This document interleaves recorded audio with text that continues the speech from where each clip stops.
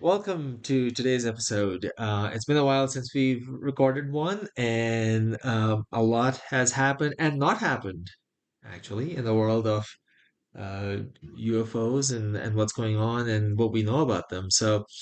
I'm your host, Obi-Wan, and with me today is my co-host, R2D2. How are you doing, R2? Hey, I'm fine. Just looking forward to the files. Think a lot of us are. So let's kind of what I have on screen here. I know you probably can't see the screen, but that's okay. I'll tell you what. I just did a quick search on Google to summarize the latest goings on in the UFO world, and of course, um, one of the things that's going on is this directive for disclosure, um, which came about in a interesting sort of manner.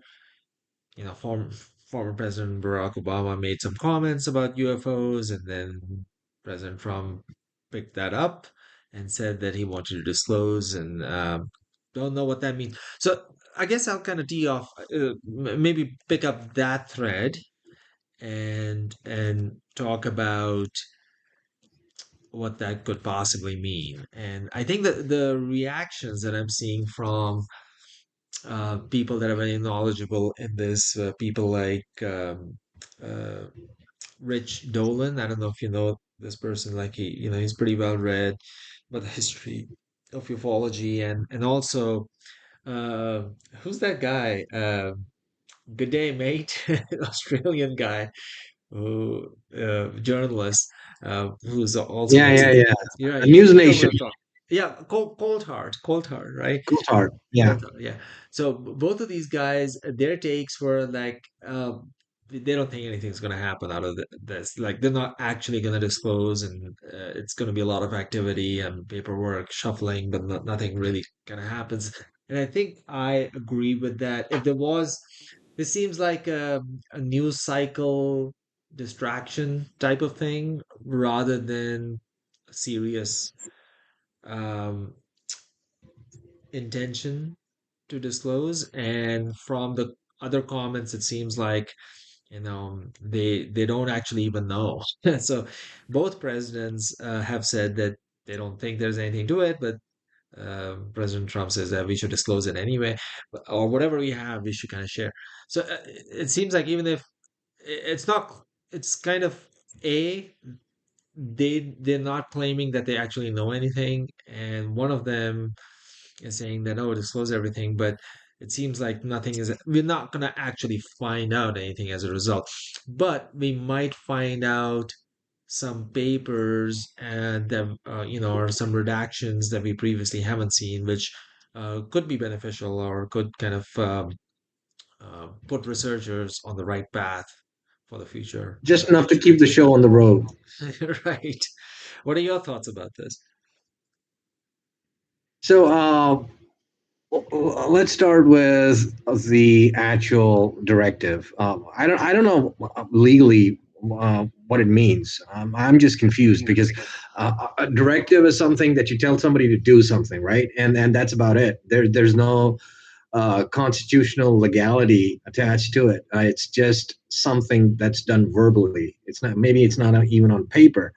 Now, the people that the directive has been given to, I don't know what they're going to do with it because I mean the directive was addressed to the Pentagon and to the a smattering of other federal agencies and also Arrow. Now, by definition, Arrow is all domain anomaly resolution office. Mhm. So, what are they going to do with this directive? I just don't know. I'm confused. Now I don't know about the other guy that you mentioned, but I know Cold Heart, and he's not gonna believe anything unless you drop a little green alien on his head. He's not gonna believe anything else. Actually, Um, really, that's interesting because the cold heart I've been listening to believes in all kinds of things. Like, so he is a very, the Australian journal, or yeah, forget his first name, cold heart, some Ross. Ross Coulter. There you go. So I mean, he believes in the psychic phenomena. Right. He thinks that. So I mean, he's not a skeptic in that sense, right? Like people like Neil deGrasse Tyson, who actually made a comment recently. So typically, he's very dismissive of all this, alien phenomena. He's very kind of condescending towards, in my view, towards people in here. And but he has a new book to sell, so he's been kind of going around making interviews, and of course, they asked him about it, and he kind of made, I think, some softer comments and said things like, "Well, I don't really care what the president says. I don't care anybody that says. If you have an alien, bring them out." That's what. So that's what he wants. So I think he made that specific, kind of following up from the, what you just said. Like he wants the alien to be dropped on his head to to believe, and that's Neil Is deGrasse he the Tyson. same guy? Is he the same guy that keeps talking about the God of the gaps? That's his friend, Richard Dawkins. So that's a Richard Dawkins. yeah, Okay. I All right. believe that's Richard Dawkins, although I'm not sure. That's a very, All right. yeah, exactly, a very old phrase, and other people have said it. But yeah, so I think that's kind of more in the very kind of hard line skeptic kind of camp. Like, I don't think anything's going on, but if you have an alien, bring them out, fair, fine. Cold Heart is more, there is something going on. He thinks there's an alien spaceship hidden somewhere. So Coulthard believes in all kinds of things, right? But he does believe that substantial is going to come out of this directive, because, like you said, it's going to go out to. There's nothing. We don't know anything about it. There's one thing to make a Twitter post, but like you said, which You can't agencies? you can't honestly expect sending a directive to a bunch of agencies who've been institutionalized in secrecy, and now you're sending him a directive to just declassify anything and everything you've got on this. That's just it's going to take more than just even an act of parliament is not going to be enough. An act of Congress is not going to be enough. There has to be mobilization from within.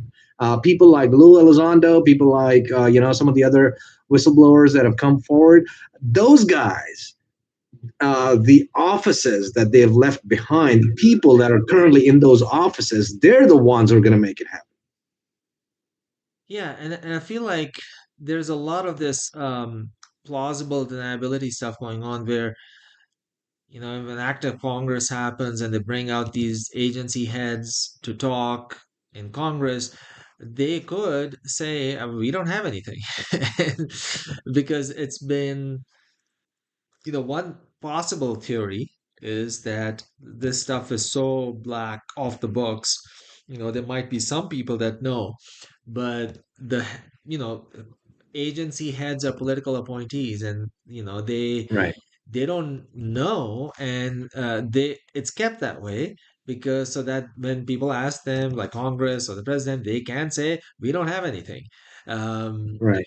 and even the agencies themselves may not have it. It might be in semi-private or private hands where you have these contractors, and it might even be contractors we know, or might be contractors we don't know.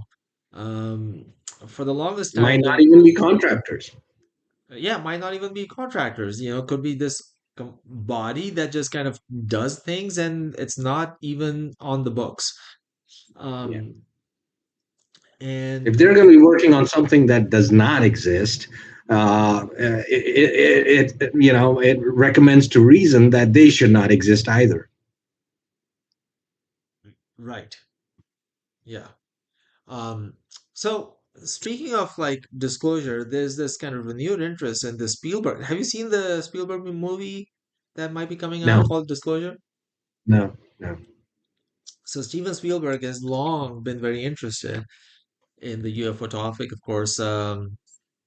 E.T. the movie, and then Encounters of a Right. Third Kind or something like that. I forget. Yeah. Yeah. And now he's making another movie called Disclosure that comes out, Disclosure Day, it's called, coming out this summer. So it's already been shot and filmed and everything. So that's pretty interesting. because we know that public perception is, heavily shaped by, the movies we see and the, Hollywood and so forth. So we can look at it as like Spielberg capitalizing on fascination with UFO topic, but I feel like it's not. He's not just following a trend. He doesn't need to, right? He doesn't need to make any more movies. He's making it because he thinks it's important, and I think it'd be interesting. My understanding of the movie is that it's just kind of documenting what happens when you disclose to the world that aliens are real, which is interesting.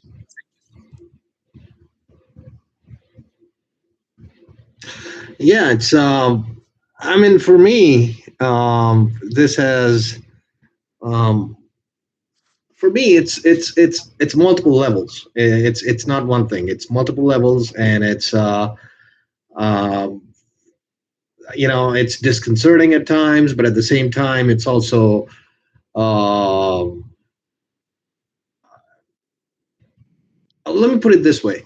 So I did study medicine for the better part of 6 years, and one thing that I do remember is I asked my psychology professor, "What is the most difficult thing that the human mind can go through?"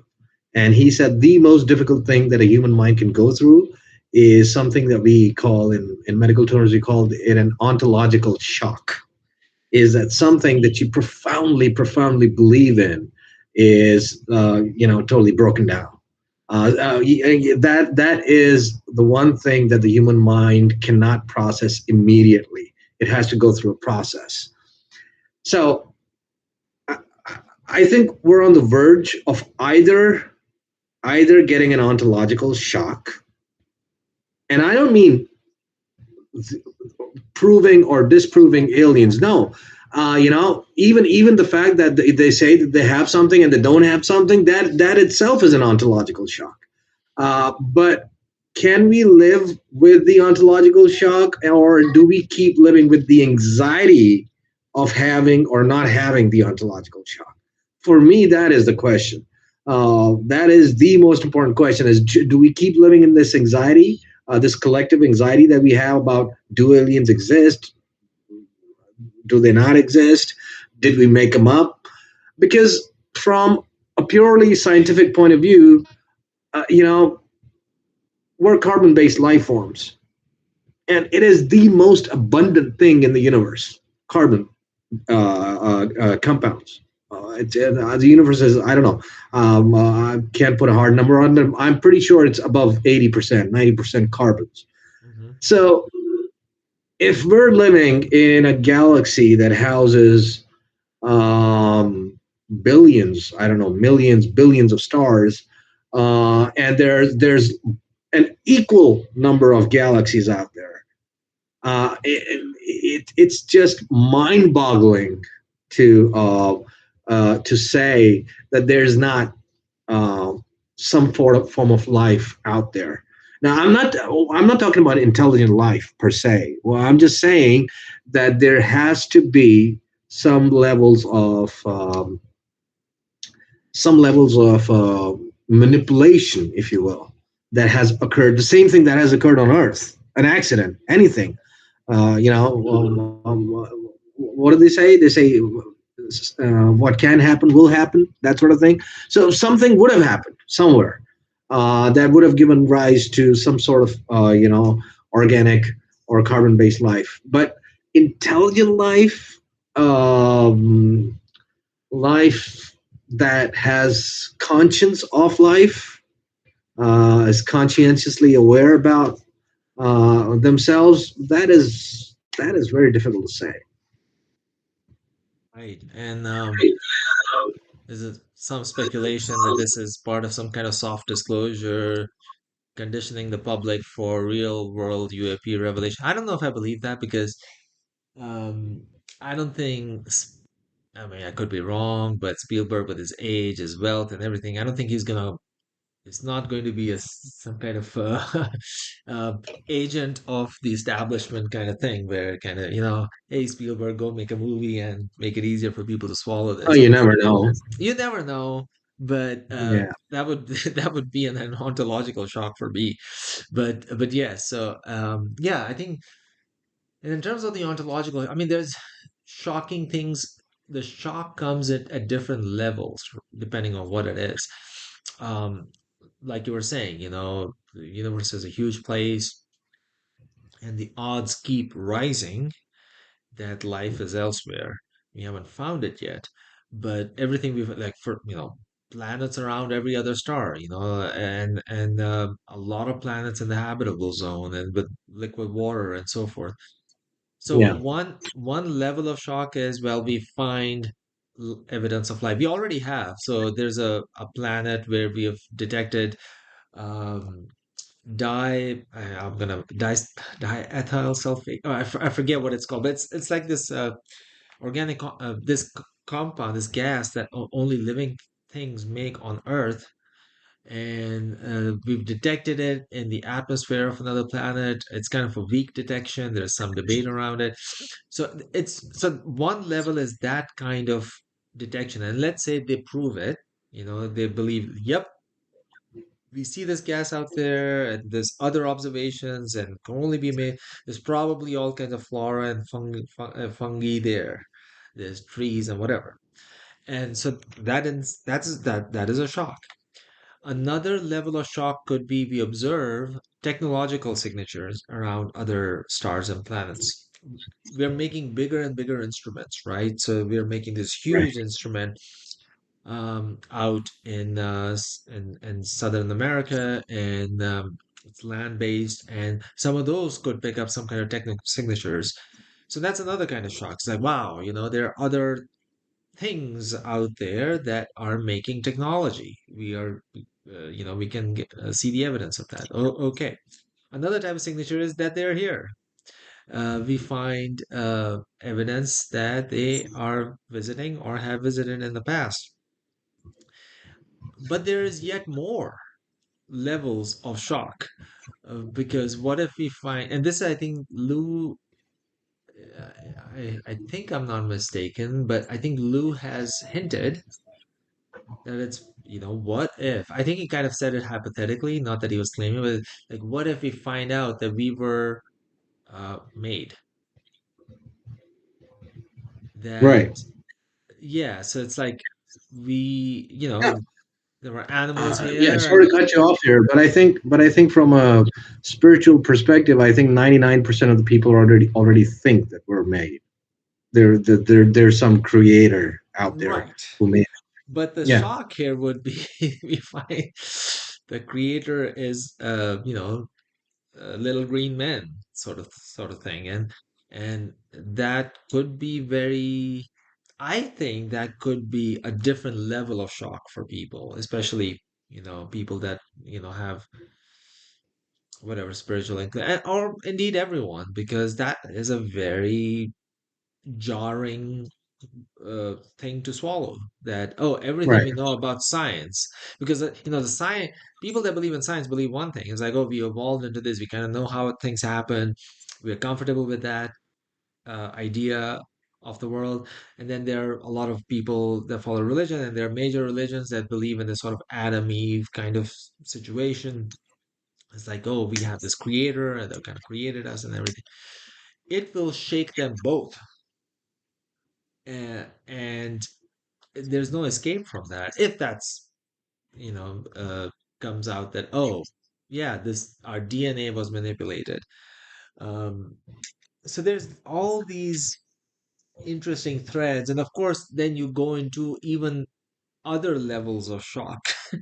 I'm just kind of going through these wild theories here, because even recently there has been some discussion around, oh, these interdimensional, that's kind of like the new buzzword, that a lot of these orbs and things, because even if you look at the UFO observation data, most of the people talk about lights and orbs, things that kind of pop in and out of seemingly existence. So people are starting to think about this interdimensional idea, and then some people believe that this kind of ties into themes like demons and stuff like. So it's all this soup of possibilities. And the soup can get spicier and spicier depending on, some of these hypotheses are true. Depending on who the chef is. Oh, the right. And which one turns out to be valid? And of course, there's the chance. Now, I should say that I'm very interested in this space, but I'm not a sort of a faithful of the UFO flock, as it were. I'm open to the idea that none of this that we actually don't have anything.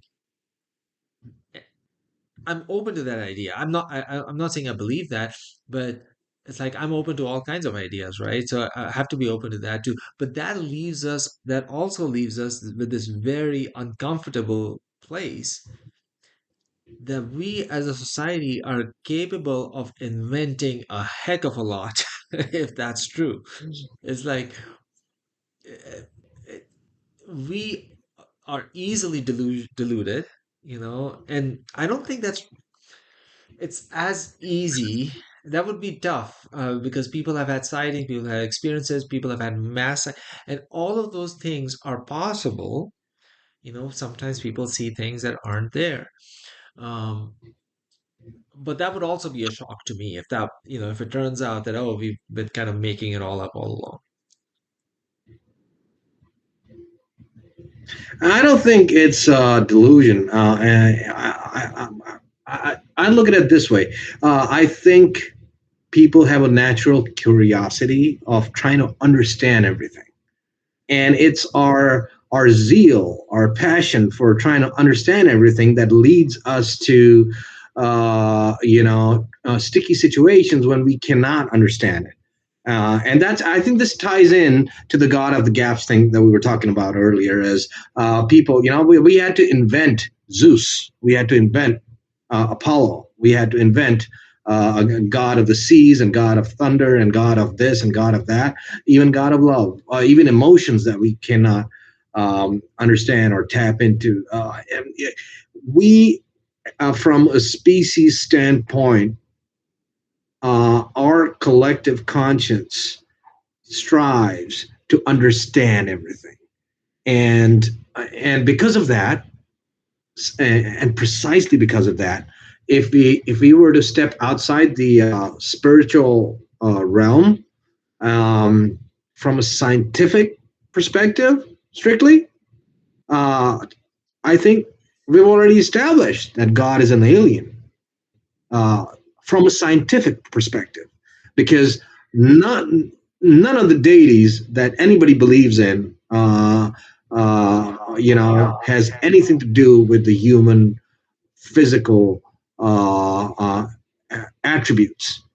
Some believe in God, that gods and goddesses that have the shapes of animals, half animal, half man. It's totally different attributes. Some believe in spirits, or they're just made up of light, nur, as we call them. So, from a scientific perspective, we've already established the fact that God is an alien. Our creator is something that we are not. And also, from a scientific standpoint, the books, if you just look at the books that we have from academically, the books are themselves saying that time is a physical dimension. If you look at the earlier scriptures, if you look at the Gospel of Saint John, or you look at the Quran, it talks about people in a cave, and they were living in the cave for 300 years. Now, that is something that we cannot process. That is beyond our natural age. But if 300 years, that means something happened uh, to those people who did stop moving in space and time the way that we are moving in space and time. Or maybe the space and time only exists until we're consciously aware of it. The minute we sleep, it slows down. Or the minute the moment we die, it actually stops. So I think what I'm trying to say is we're desperately trying to bring in the reality of a life form, or maybe a life path that we haven't explored before, and trying to give it a shape and a name and a physical body. And that's why we're seeking all these aliens. That was really interesting and quite profound, and probably a good place for us to end this episode. But I'll ask you one last question to kind of set us up for the next one, which is what are the top three? You don't have to have three; you can only have one or whatever. But what are the top up to the top three things you're looking for in the next weeks or months as it pertains to UFOs? Is it something you're looking forward to? To be honest, I'm just looking for something that will that will bring us to a better understanding of who we are. And if we can't find it ourselves, and we have to like have somebody travel a million miles to come here and tell us, try to whack it into us that, well, this is who you are and this is who you're supposed to be, then I'll take it. I'll take it anyway, any day of the week, twice on Sundays. I'd like to I'd like for us to, well, if you excuse the expression, finally grow up. That's powerful. I like that. So so if I were to answer the same question, I think mine are probably a little bit more boring, but are more nuts and bolts. I'm looking forward to, which I suppose in some ways I've been looking forward to all along. Like I'm just waiting for, like at some point, uh, hopefully we can move past the Twitter posts and the hype and the conferences and this Hysteria. and the selling of T-shirts and autographs and all. It's become a little bit of a Yeah. cottage industry, and it's the documentaries and the money making and subscribe to my Patreon and all that. It's like it's time to put up or shut up a little bit. And I'm looking forward to something a little, like we had this amazing moment with the Tic Tac UFO encounter. Like that was meat and potatoes. Like that was real. And I and that was 2017. And it's been 9 years, and I hope we get another thing like that before it's the 10-year anniversary of that article. Um, but anyway, so that's kind of what I'm looking forward to. I think that wraps up today's episode. Thank you for watching. I know this was a little bit haphazard, but this is only our I do have a second one. closer. What'd you say? Oh yeah, go ahead. So, following your lead, I think what I'm going to say is, I absolutely 100% agree with you. We've got to get rid of all the Jehovah's Witnesses and all the Bible thumpers and all the uh, salesmen in the UFO industry, all the Jimmy Swaggarts. The only thing that I'm looking forward to is the spirit of Christmas, and that's it. That's all I want. And let's get rid of everything else. All right, fantastic. And with that, I think we're going to close this one. If you like this episode, do comment below. I, our next one is going to be a little bit more organized, so we're going to have a little bit more kind of Right. visuals for you to see on screen as well. But hopefully this was interesting to you. But definitely let us know your thoughts and what our next episode should be. We want to stay close to the UFO theme. And if you have any particular um, interesting areas or stories you want us to focus at, definitely let us know. We'll give you a shout out when we kind of go through our next episode. So thank you for watching, and we will get you in the next one.